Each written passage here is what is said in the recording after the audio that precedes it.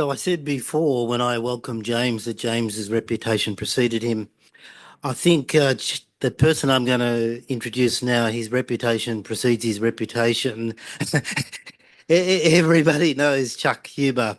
Chuck from the YouTube channel, and I'm sure many of you have seen his videos when he says, "Hi, I'm Chuck. Welcome to the YouTube channel." And then when he says goodbye, thanks for stopping by. I'm sure you're familiar with those book-ended lines from Chuck. So Chuck, we're very privileged to have him here for this conference and also running workshops around the country here in Sydney and Victoria. We're very pleased to have him here, and I'm sure some of you have already seen him over the last couple of weeks. But without any further ado, I'm going to present Chuck Huber from Stata Corp, and he's going to present on causal mediation using Stata. Welcome, Chuck. Thank you very much. This whole Chuck Huber phenomenon. Internally we actually joke that he's a character that I play. It is actually my name, but it's a little weird to have this sort of public. I'm just a nerd who sits in my office and talks to himself, and we record me, and they keep bringing me coffee and say make more. So, um, okay. On behalf of everyone at Stata Corp, I just want to extend a big thank you to all of you for being here. I'd also like to thank the organizing committee. You guys have done a great job putting the talks together. Thank you to everyone online for being here. Who am I forgetting? Amy, thank you for all your help this week. And I don't see, where's David? David.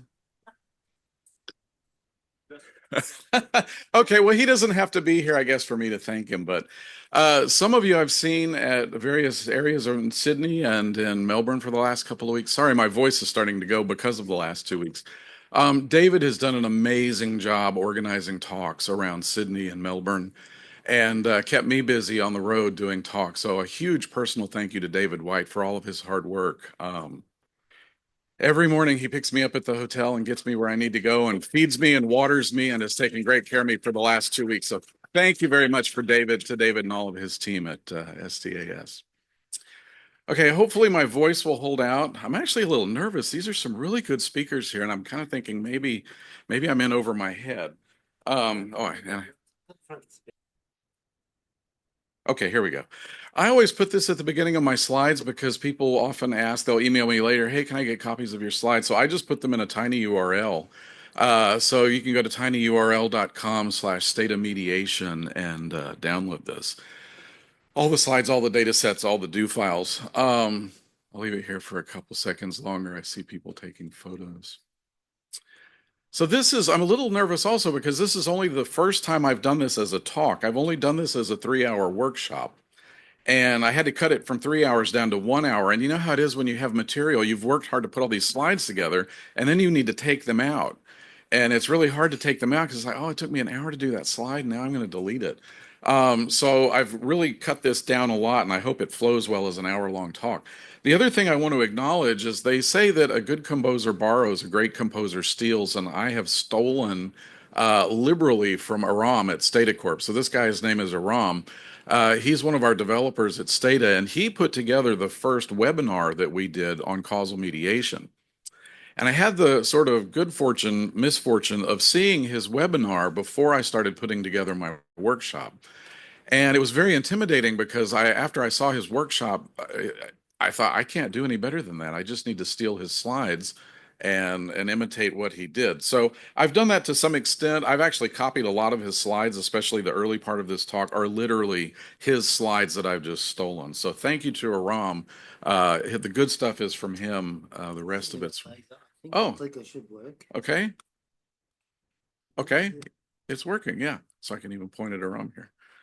Okay, so here's what we're going to do. I never know who I'm speaking to in audiences. I'm guessing a lot of you are economists and maybe know more about this topic than I do, but many people don't. And so I'm going to back all the way up to causal inference and explain sort of the basic ideas of causal inference.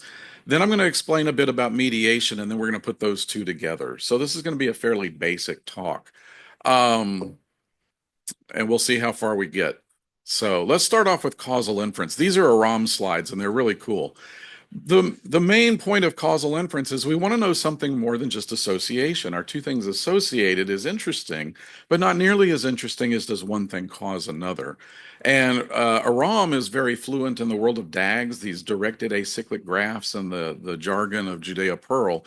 And that's how he tends to write things. And in the world of DAGs, there is this do operator where the treatment is done. You're doing something, and we're interested in whether the effect of that treatment is causing some outcome, or we want to go well beyond association. So why do we need this? Well, association itself does not imply causation. Two things can be strongly associated, and we all know the stuff about drownings and swimming and ice cream sales and all those kinds of examples. But we want to go beyond that here. So how are we going to do that? So here's a classic example that I thought I stole from Aram, but Aram stole from someone else actually. So let's say that we're interested in the treatment that someone is sleeping with their shoes on. So the treatment is you sleep with your shoes on, and the outcome is that you wake up with a headache the next morning.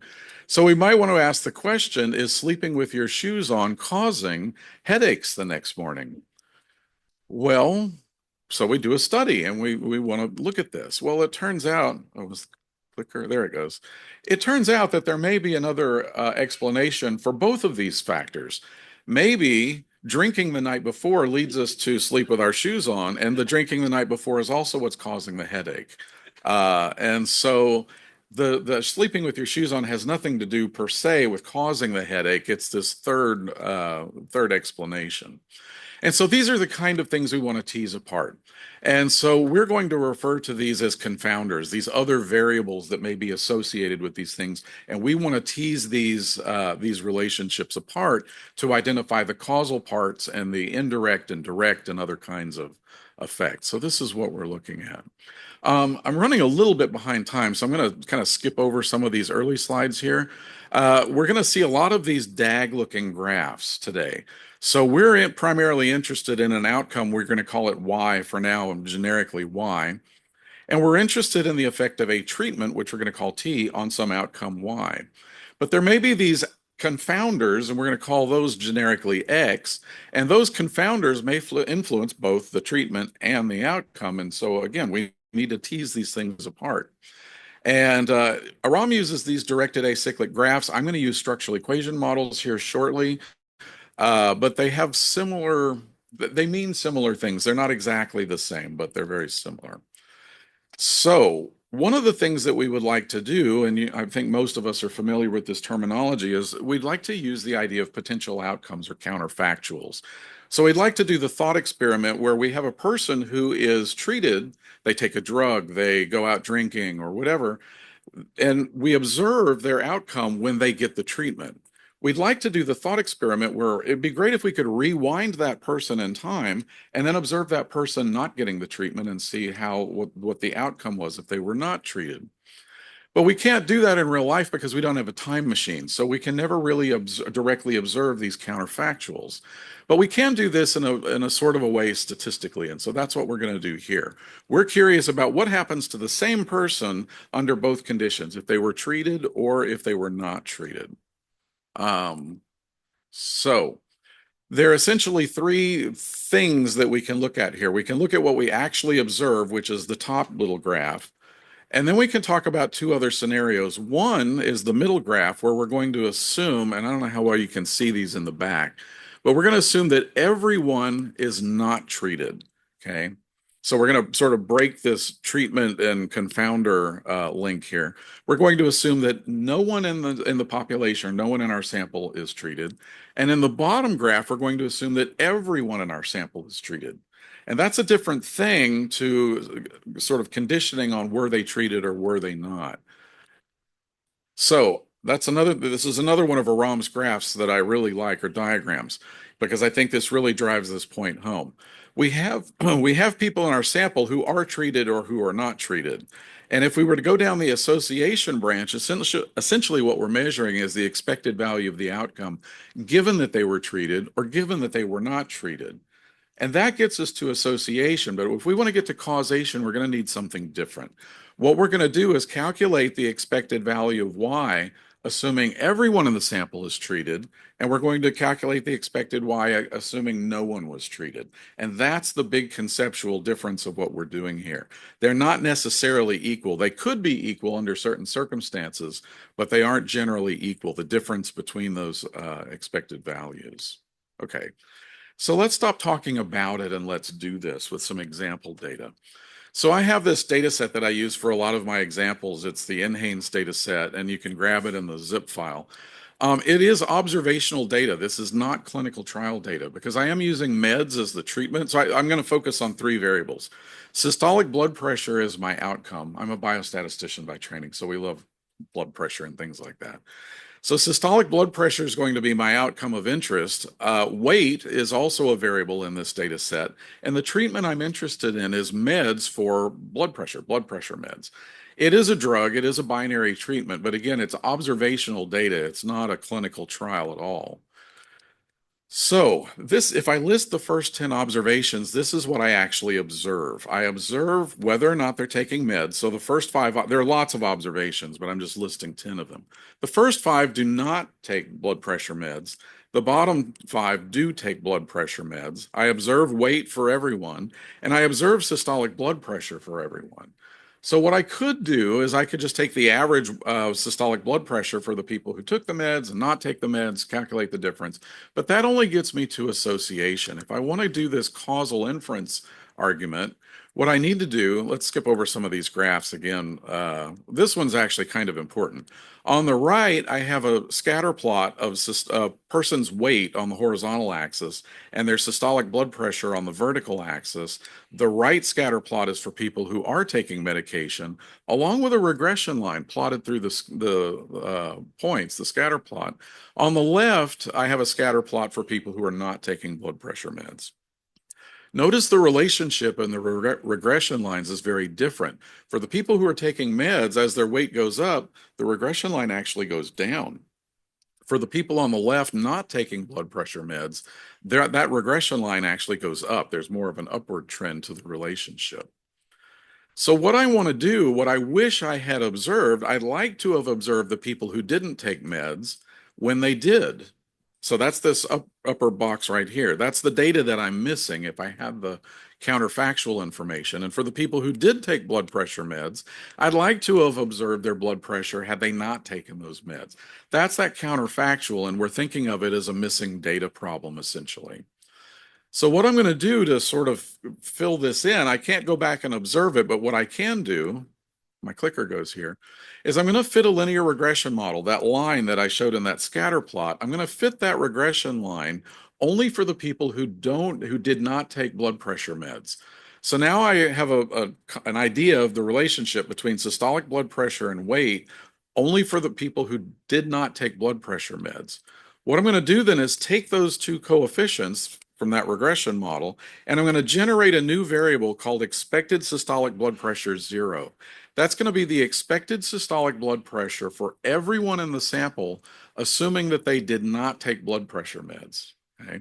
I'm going to use the people who didn't take blood pressure meds to fit the model, but then I'm going to use those coefficients to generate the expected value for everyone in the data set, okay, regardless of whether they took it or not, assuming that they did not. Then I'm going to do the same thing again on the next slide here, assuming that I'm only going to fit the model for people who did take the medicine. And then I'm going to use those regression coefficients to generate the expected systolic blood pressure, assuming everyone took blood pressure meds in the sample. So what I have now in my data set are what we're going to call the potential outcome means for everyone in the sample.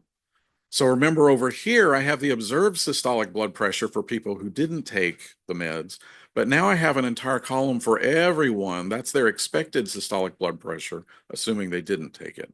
So I now have the counterfactuals for everyone in the data set under both conditions. So those are these potential outcomes that I've estimated. So now what I can do with those is I can calculate the mean, or the potential outcome means. And if I do this, I get an average in each of these groups. I get the potential outcome means. Then I can take the difference between the potential outcomes and calculate that mean. And then this gives me the potential, or excuse me, the average treatment effect. And that's the thing I'm interested in. I'm interested in the causal effect of the medication on systolic blood pressure, accounting for weight. Okay. So that's how I could do this manually. That's sort of the concept or the idea. I can do that using Stata's TFXRA command. We have a whole suite of these causal inference or treatment effects commands. So the easier way to do this would be to use the TFX command with the RA subcommand.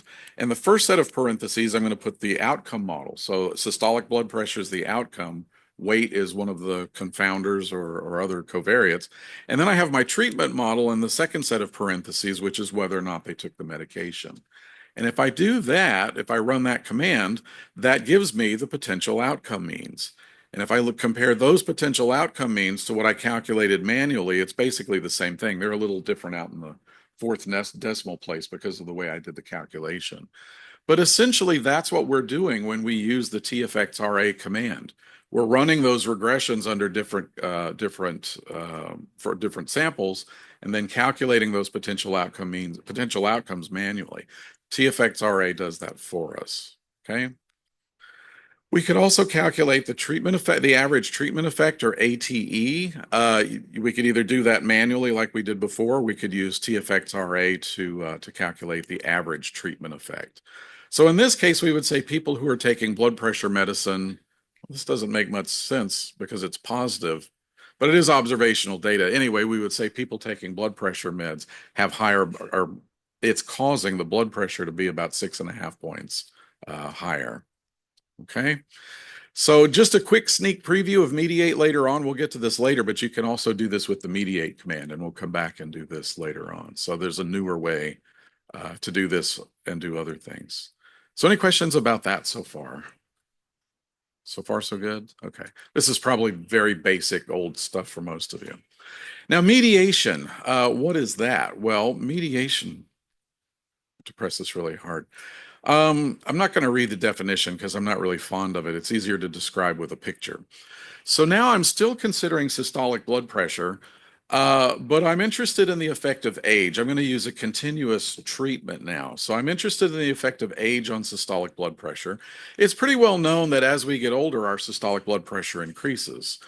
So we could talk about the direct effect of age on systolic blood pressure. But it's also fairly well known that as we age, we get heavier. Not all of us, but a lot of us. As the older you get, the more you weigh. And the more you weigh, the higher your systolic blood pressure tends to be. So there can be this indirect effect of age on systolic blood pressure through age's influence on weight. So we would call that the indirect effect of age on systolic blood pressure. So what we would like to do with a mediation model is tease apart these different effects, the direct effect and the indirect effect of age on systolic blood pressure. So how are we going to do this? I'm not sure. So let's label these. This is a structural equation model. It's not a DAG, it's a structural equation model. And so these arrows are essentially like regression coefficients. So we can think of C prime here as the regression coefficient if I were to regress age and SBP here. And then I can also fit regression models for age and weight and systolic blood pressure.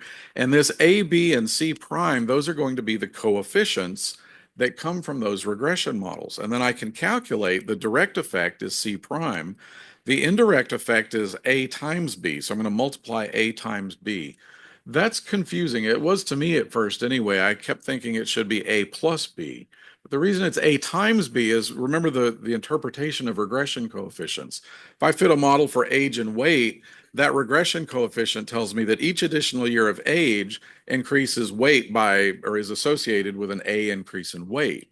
Well, if I do that again with weight and SBP, B is each additional kilogram of weight is associated with a B higher level of systolic blood pressure. Well, if I'm going to sort of propagate that through the system here, I have to multiply A times B in order to get the effect of age on systolic blood pressure through weight. So we're going to multiply A times B, and then the total effect of age on systolic blood pressure is the sum of those direct and indirect effects. So make sense so far? So we're going to use the same data set again. Sorry, I'm losing my voice. It's been a long 2 weeks. So we're going to do this again with the same data set. I'm actually going to fit a regression model for weight and grab the coefficient A from that model. And I'm going to fit a model for systolic blood pressure and grab the C prime and the B coefficients so I can estimate those direct and indirect effects. So I could do this with the regress command.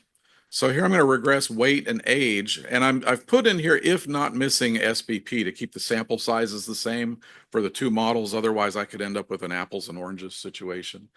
So I fit this regression model, and A is going to be the regression coefficient for A. So I'm just going to grab that the old-fashioned way and type scalar A equals. There are better ways to do this, but I'm just going to type it manually for now. Then I can fit another model for SBP using age and weight as predictors, and I'm going to grab their coefficients to be equal to C prime and B. So that's where I'm going to get C prime and B from this model. And now I can go through and just multiply these scalars and estimate the direct effect, the indirect effect, and the total effect by just multiplying those. And I could have done this with NLCom. There are far better ways to have done this, but that's sort of the simple way using scalars. Well, the part of the problem with this is I can't estimate standard errors, particularly for A times B, because I've used separate regression models. So a better way to do this would be to actually fit a structural equation model. I can draw it, and I can fit these kinds of models in Stata. So let's just go ahead and do that. Let's use the sim command I could just draw this model. And then I can fit this. I'm just going to use good old maximum likelihood, which is the default for now. And that then provides me simultaneous estimates of C prime, A, and B, all in the same output, all from the same model. So now because it's all in the same model, I can use, oh, why it's not, all of the coefficients are now in the same model, which means I have all the variance covariance information in the same model. There's a simple way to calculate those direct and indirect and total effects by typing E stat T effects. So this has been in Stata for a while now. This has been in there since I think Stata 13 or somewhere. So doing mediation this way is very, very straightforward and simple, and it has been for a while now. So if we wanted to go through, I just zoomed in on each of these so you can see the direct effect, the indirect effects, and the total effect. So that's what you're getting using E stat T effects very quickly and easily. Now, people often, there have been research studies done that have shown that maximum likelihood may not be the best way to get standard errors, and bootstrapping has become sort of the norm for estimating standard errors. And you can do this with the sim command by typing coef legend. So when I fit the sim command, I can type coef legend, and it shows me the legend of how these different coefficients in the model are labeled. Then I can grab those. I can refer to those coefficients using these terms over here. So what I'm going to do on the next slide is take those terms and type a very messy large bootstrap command.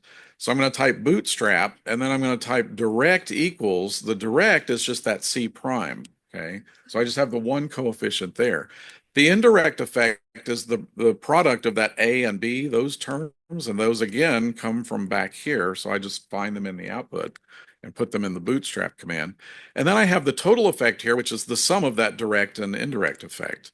And then at the bottom, I have my colon, and I just type my sim command. So this allows me to not just bootstrap. I don't really want to see the coefficients from the structural equation model. I want to see these functions of those coefficients from the sim model. And that's exactly what this does. When I run this, at the bottom, I can see the estimate of the direct effect, the indirect effect, and the total effect using, and I'm getting bootstrap standard errors, which many people argue those are more consistent or unbiased than the maximum likelihood version. So any questions up to here so far? Okay. So that's how we could do, yes. Where? Oh, yes. Sometimes what would be our co-founder. Sometimes it's really hard to find out what would be the co-founder. Confounders in the, yes. Possibly, yes.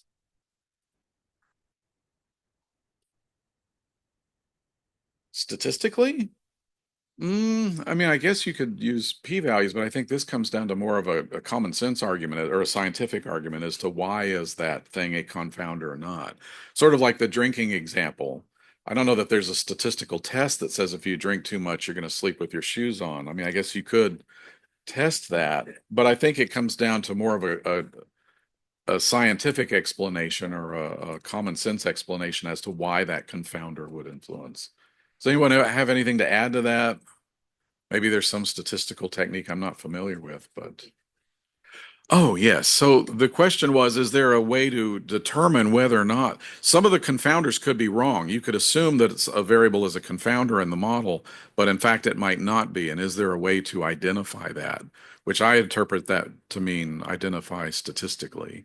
And so I'm not aware of that other than I suppose you could put it in the model and see if it's has a small p-value. Is there another? Okay, is that the same question? Okay. Okay. All right, thanks. As usual, David's a step ahead of me. So, any other questions up to here? Yes. Yes. A way to determine how many bootstrap samples to use? A lot. I mean, I know that's a cheeky answer, but somewhere around 1,000, 2,000. I think people who do a lot of bootstrapping do have rules and they've studied these things. I'm honestly not aware of them. Does anyone? I mean, I usually use around 1,000 to 2,000. Uh, is anyone an expert on bootstrapping? No, you want to tackle it? Okay. My general advice is to, when you try to solve a the model, you just keep it low for things to work. Yes. But Okay, 5,000 then, yeah. I mean, computing power is pretty cheap these days, so 5,000, 10,000. It's going to run in under an hour or so anyway, so yeah. But that's why I'm sort of cheekily saying a lot. Yeah. I don't know what the default is in Stata. I think the default may be something like 1,000, but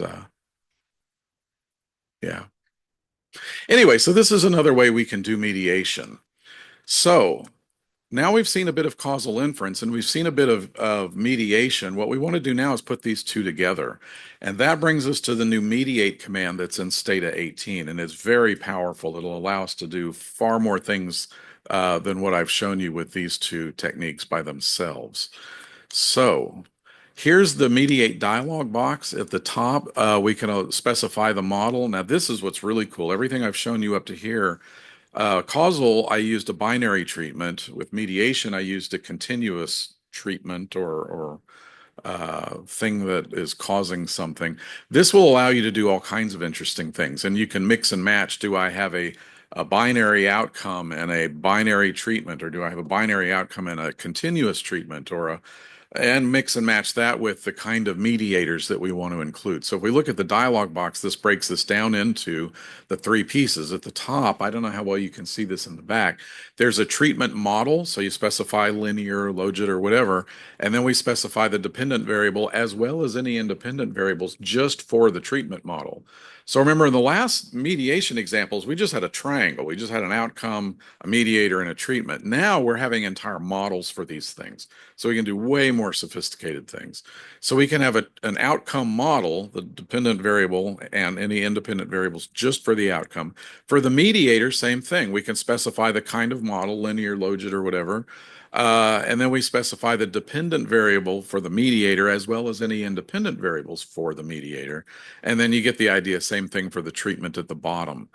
So we have our sort of, I can't even read it from here, variable. Yeah, for the treatment variable.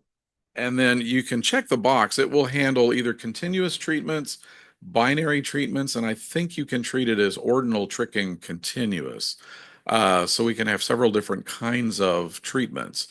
I'm going to use a continuous treatment here because I want to keep going with using age, which is maybe a little odd, but I'll show you how this works here in a moment. But you can use a continuous treatment in these mediation models or binary, either way.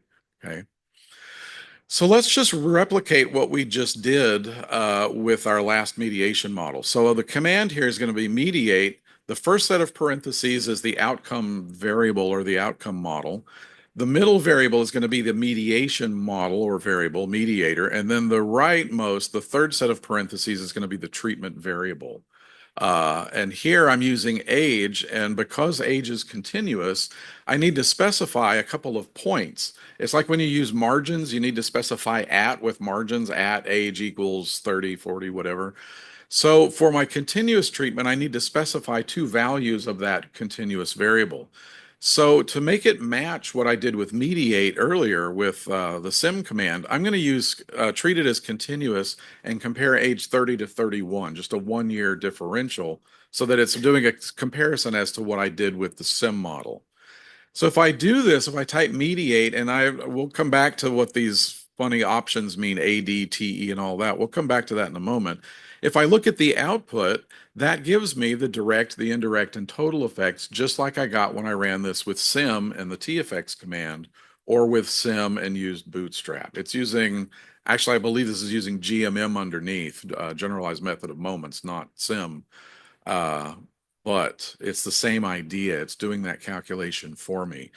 So for the mediate command, this is super basic. This is child's play for the mediate command, but it will do things that we were doing earlier with sim. Okay.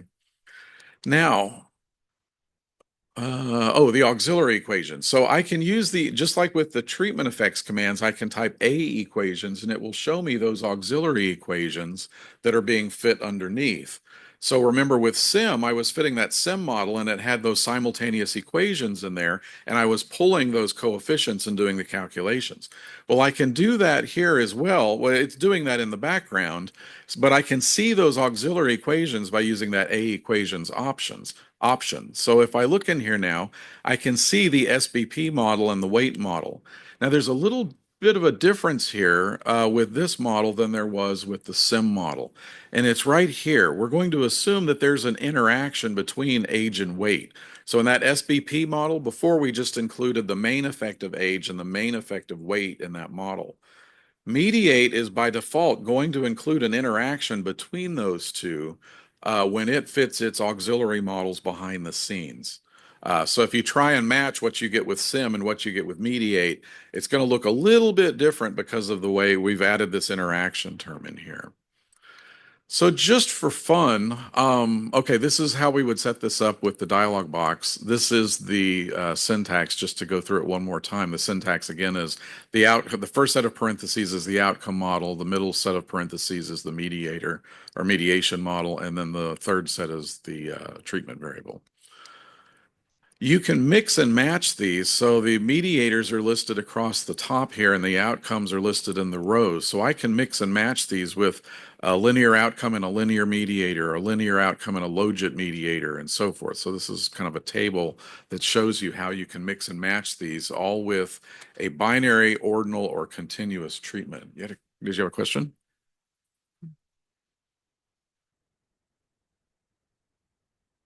That's a very good question. And my understanding of it so far is that you have one mediator, but you can have a mediator model that has other covariates that predict that mediator. I don't know that you can have multiple mediators. Someone else asked me that question, and I just haven't had time really haven't been home much since New Year's. So when I get home at some point, I need to ask that question of the developers and see. I mean, I guess the quickest way to do it would be to just open Stata and throw another variable in and see if it gives me an error. I mean, at the end of the day, that's always the answer to your question, right? You can just try it and see, and if it complains, then don't do that anymore. But it might. I mean, sometimes there are things like, well, actually, let's rewind and look at, no, this says mvar. And knowing how the manuals are written, if that accepted multiple, my guess is it would say mvars with an S at the end, not mvar. So my guess is this only does one mediator. So whereas if you stepped back into sim world, the structural equation modeling world, there I have a whole other talk I do just on mediation using sim, and you can fit very elaborate mediation models with multiple mediators and serial or parallel, and you can fit very complex things doing that. Now, give me about 3 more slides and I'll come back and show you how you could do this manually with GSIM or GMM. And so you could downshift out of mediate into GSIM and then you could do that manually.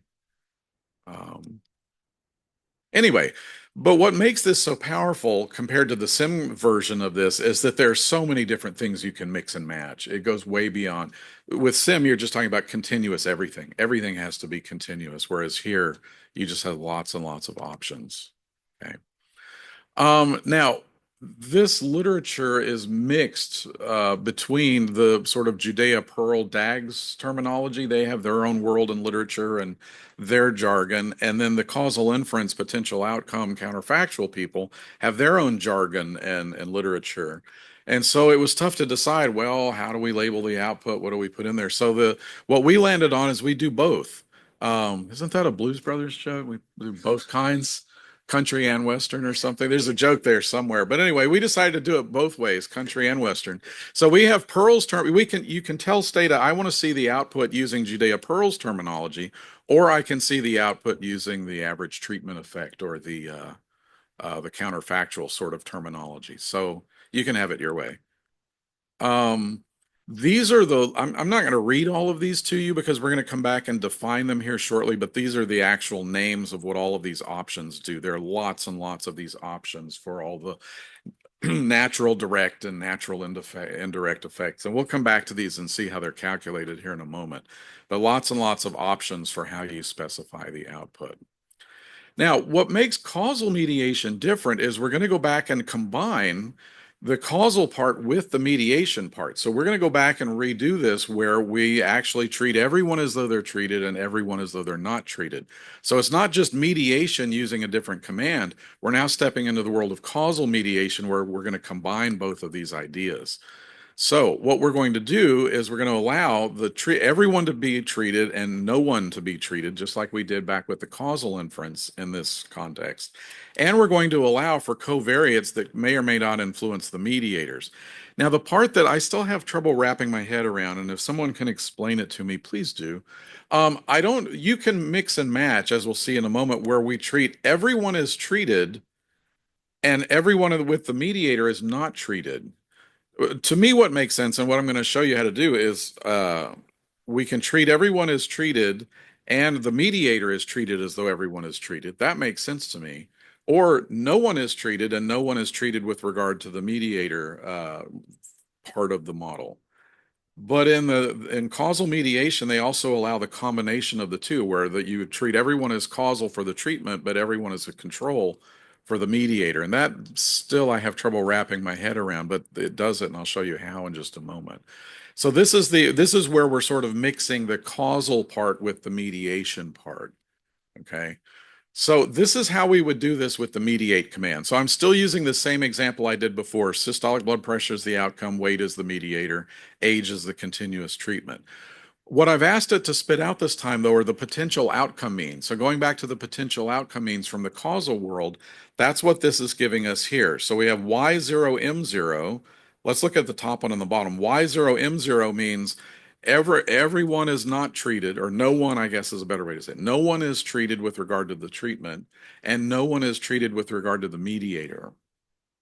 The bottom one, Y1, M1, means everyone is assumed to be treated with regard to the treatment, and everyone is treated with regard to the mediator.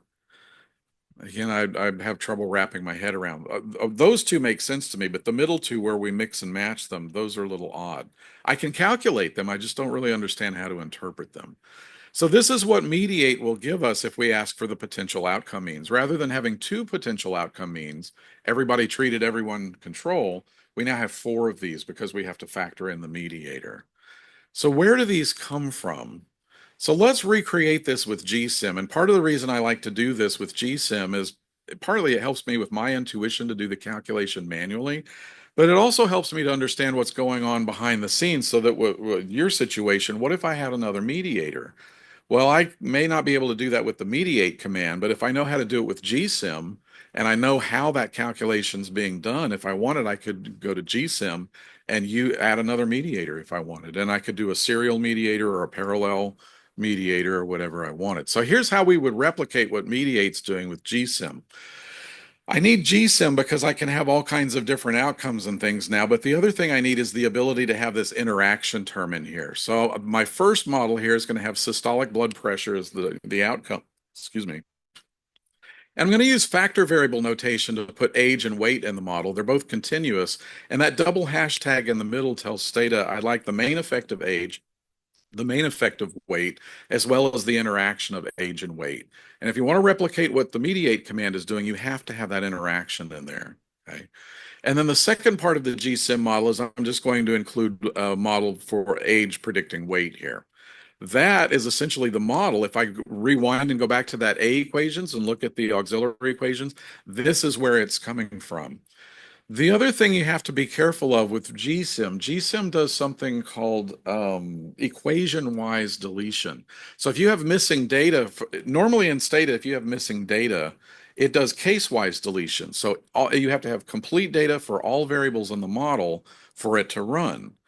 GSIM is special. GSIM does equation-wise deletion. So for every equation, every parameter it's estimating, it uses all the available data for that parameter. And so if you fit, it's essentially fitting two simultaneous models here. The data, the sample sizes could be different for this model and this model. And if you do that, you'll get very different results from mediate. So again, if you wanted to match mediate does case-wise deletion, not equation-wise. So if you want the results from GSIM to match mediate, you have to use this list-wise option in GSIM, and that flips it back. GSIM will then do case-wise deletion rather than equation-wise. So anyway, if you're wanting to replicate what mediate's doing, make sure you put list-wise in there.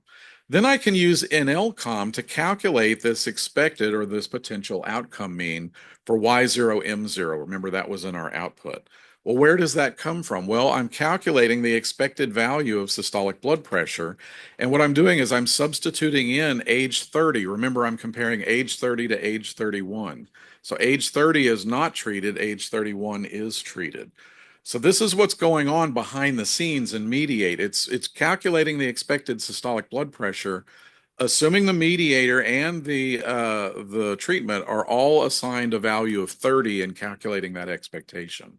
Okay, so it's not treated all throughout the equation. If I want to calculate Y1 M1, oh, I thought I put I put them in here in green. It's a little hard to see, but I put the 31s in here in the calculation because now I'm assuming everyone is treated in the calculation of the expected value of systolic blood pressure. So this is what's going on behind the scenes in Mediate. If you want to calculate all of them, I did it in one big NLCOM command if you just want to see how that's being calculated in the background. And so if you compare the potential outcome means calculated with GSIM and NLCOM, that matches, oh, I didn't put it in here, but that, if you rewind, that matches what you're getting from Mediate. So that's what's going on in the background. And again, part of the reason I did that is to explain to myself the math of what's going on. But part of it is for exactly like your situation. Well, what if I want to do something different that Mediate doesn't do? You could dive back down into GSIM. What I really wanted to do, and I don't know enough about the GMM command. This is what's really going on in the background of Mediate is GMM. The model being estimated is GMM, and then you can use NLCOM to calculate this stuff. So if you really want to replicate it exactly, use GMM rather than GSIM. But anyway. So any questions up to here? How are we doing on time? Yes. It's a lot easier. You don't have to type all these NLCOM. I mean, I would say it's kind of like using the treatment effects commands versus using regress. It's a wrapper for GMM, is my understanding. Yeah, it's running GMM in the background. And if I were more familiar with GMM, that's what I would have shown here, but you can do the same idea with GSIM. Yeah. So yeah, it's actually running, I think, GMM in the background. It's kind of a wrapper for that. Yeah. Okay, so that's how we get the potential outcome means. Now the next question is, what kinds of comparisons are we going to make with those things? So this is where there's a lot of jargon in here. So you can then take those potential outcome means and calculate direct and indirect and total effects. But because of the jargon and because we now have 4 of these potential outcome means, there are more of these. So if I want to calculate something called the total or natural indirect effect, or NIE, the option is NIE. That's going to be the difference between Y1M1 and Y1M0. Sorry, whoops, didn't mean to yell into the microphone. And that is referred to with this del1 parameter here. But then we have the pure natural direct effect, and that's specified in the options with NDE. If you want the pure natural indirect effect, PNIE, it just goes through and shows you how all of these effects are calculated using those potential outcome means that we just calculated. And then ultimately, if we want, we can get the total effect, this TE, which is Y1M1 minus Y0M0. That's the one that makes the most sense to me because that's assuming everyone is treated versus no one is treated for both the treatment and the mediator. Okay. And again, some of this is Judea-Pearl jargon, some of this is counterfactual jargon. You can report it in different ways. So now what I can do is rather than specifying NDE and all these other effects, I can just type all. I don't know how well you can read that in the back, but in my mediate command, I've asked it just to show me all of the effects. And so that's what it's showing me here in the output. And I've gone through and labeled them: total natural indirect effect, pure natural direct effect, pure natural indirect, and so forth. So you can just have it spit them all out if you want, as well as the potential outcome means. Okay. So then the question becomes, which of these do we use? We have all of these different natural, indirect, and all these things, which it's kind of a consumer's nightmare. What do we choose? So the question, there are essentially three scenarios you can consider, and this is comes from Nguyen. Nguyen in 2020 gives us this guidance for how we go about selecting these. So case number one, if we're asking the question, is there a mediated effect, or is the causal effect partly mediated by the mediator? We don't know. Then they propose using this NIE or NDE, the natural indirect effect and natural direct effect. So if you don't know if there's mediation occurring, that's what he's suggesting to use here. And again, the rationale is that we don't know the existence. We're not questioning. We know there's a direct effect. That part we're accepting or stipulating, I guess.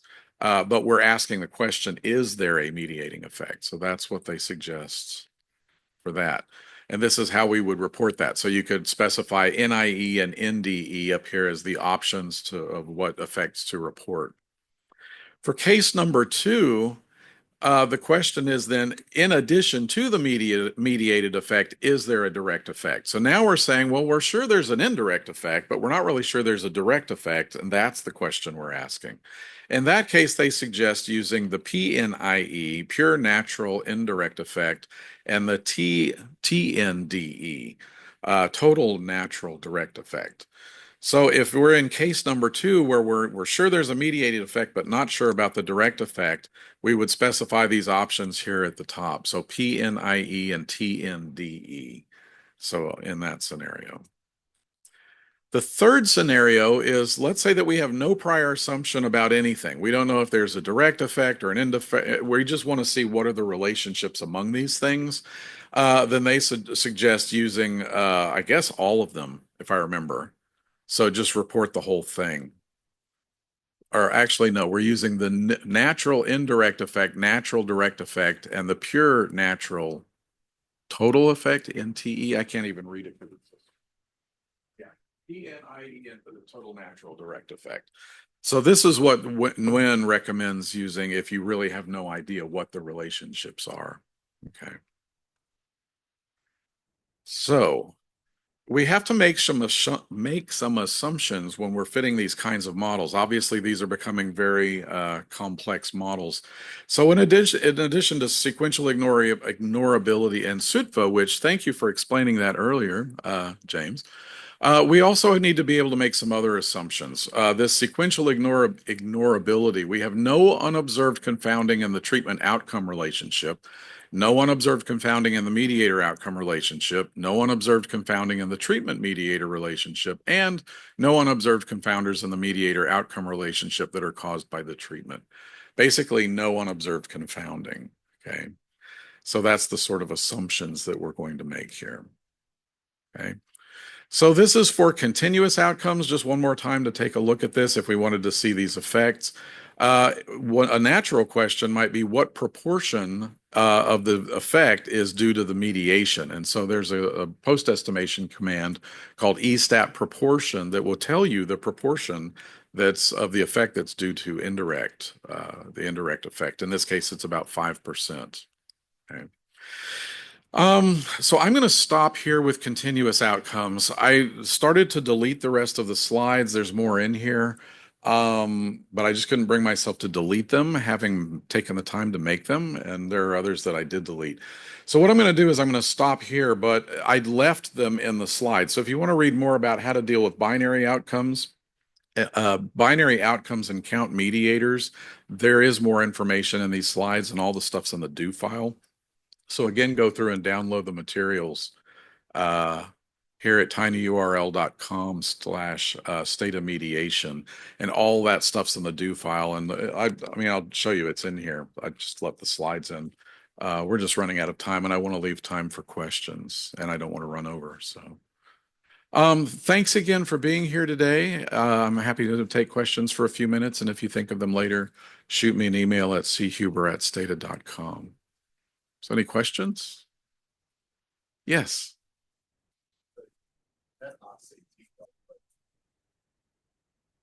That's a good question, and there is a good answer for that, and I don't remember what it is off the top of my head.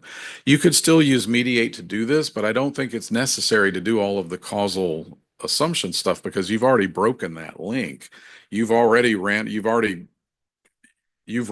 assigned the treatment, and so a lot of the causal machinery going on behind the scenes isn't really necessary. So in that case, you probably could just back off into using regression and then control for other confounders like you would in a normal regression model. Does anyone, I'm hardly the smartest person in the room on this topic. Anyone want to comment on that? How you would do causal mediation if you had randomized? That was the question. I should repeat it into the microphone. The question was, what if I had clinical trials data? What if my treatment was randomly assigned? Would I do this? I'm sorry, what? This shouldn't matter. Shouldn't be any issue about mediation. Oh, really? So you would just use the mediate command and let it go ahead and do the potential outcome means? Okay.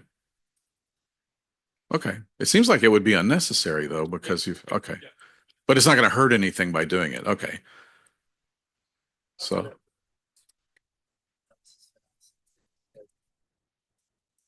Okay. Thanks. Yes. Demonstration model had about 7,000 observations in it. Yes. Ooh, I don't have a rule of thumb, but certainly more is better. I wouldn't do this with like 100 observations because you have a lot of parameters that you're estimating. So I don't know of a particular rule of thumb, but I'll just throw a number out there somewhere on the order of 300 to 500, not 50 to 100. Yeah. That's part of the reason I like the NHANES data. It's the National Health and Nutritional Examination Survey data from the US. It's a large, nationally freely available data set and has a large number of observations and a large number of variables. So it's fun to play with and you don't have to worry about running out of sample size. But yeah, in this particular case, I would say certainly more than 100. I don't have any kind of simulation studies to back that up, but yeah, more would be better. Any other? Yes. Yes.